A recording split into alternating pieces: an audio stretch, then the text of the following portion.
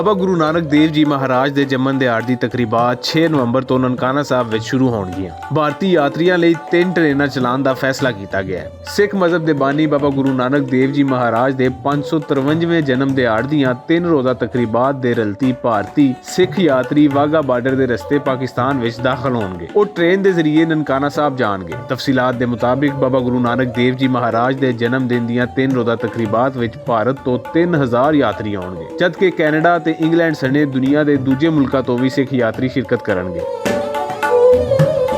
ਚੇਤੇ ਰਵੇ, ਸਿੱਖ ਯਾਤਰੀ ਮਰਕਜ਼ੀ ਤਕਰੀਬ ਦੇ ਇਖਤਤਾਮ ਦੇ ਬਾਅਦ ਸੱਚਾ ਸੌਦਾ, ਇਮਨਾਬਾਦ, ਹਸਨ ਅਬਦਾਲ ਤੇ ਕਰਤਾਰਪੁਰ ਵੀ ਜਾਣਗੇ, ਜਦਕਿ 14 ਨਵੰਬਰ ਨੂੰ ਸਿੱਖ ਯਾਤਰੀ ਵਾਪਸ ਲਾਹੌਰ ਗੁਰਦੁਆਰਾ ਡੇਢ ਸਾਹਿਬ ਆਉਣਗੇ, ਜਿੱਥੇ ਉਹ ਆਪਣੀ ਮਜ਼ਹਬੀ ਰਸੂਮਾਤ ਅਦਾ ਕਰਨਗੇ ਤੇ ਉਸ ਤੋਂ ਬਾਅਦ 15 ਨਵੰਬਰ ਨੂੰ ਵਾਪਸ ਵਾਘਾ ਬਾਰਡਰ ਦੇ ਰਸਤੇ ਭਾਰਤ ਰਵਾਨਾ ਹੋ ਜਾਣਗੇ।